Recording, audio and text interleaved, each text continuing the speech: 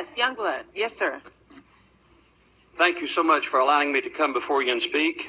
I do so with a little trepidation in knowing that the large majority of our city council in your election campaign, either by way of what the Florida statute 838.015 says was a bribe, you've already sold your vote. I understand that. So I'm saying let the people vote. The Gulliford bill is the one that ought to be passed. We ought to have the privilege as citizens to vote on that. Let me share a few things, though, by way of material that I believe we need to articulate. The issue has been said that it's about discrimination. There's no indisputable proof that we have any discrimination of this type in the city of Jacksonville. Let the people vote.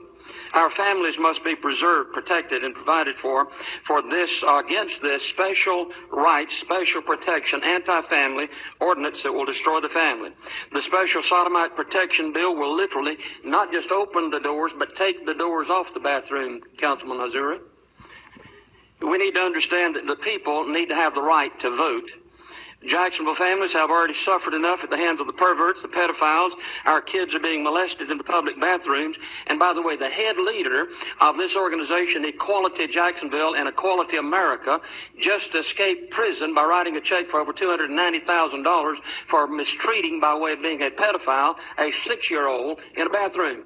He paid the family the $290,000 to keep him going to court and being sentenced for about 50 years as a result of that. Let the people vote.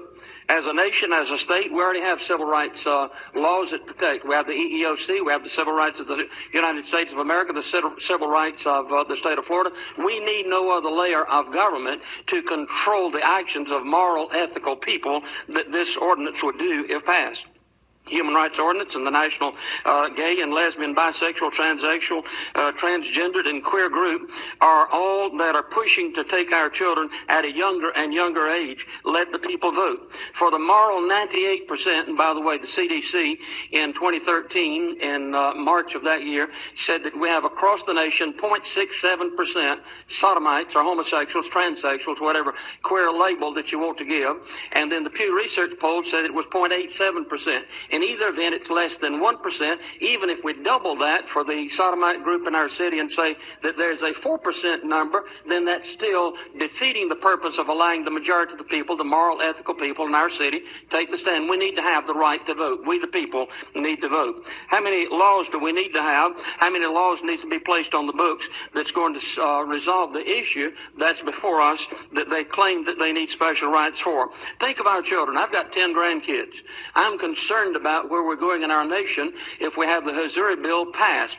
I'm fearful of what's going to happen in our bathrooms with our wives and our mothers and our sons and our daughters and our grandkids, where the sodomites, the pedophiles, and the perverts have the right to go in and under the color of law molest our kids and our families. One more moment, if you would, please. Sir, that's it. Tolerate me. No, one more moment. Sit down. The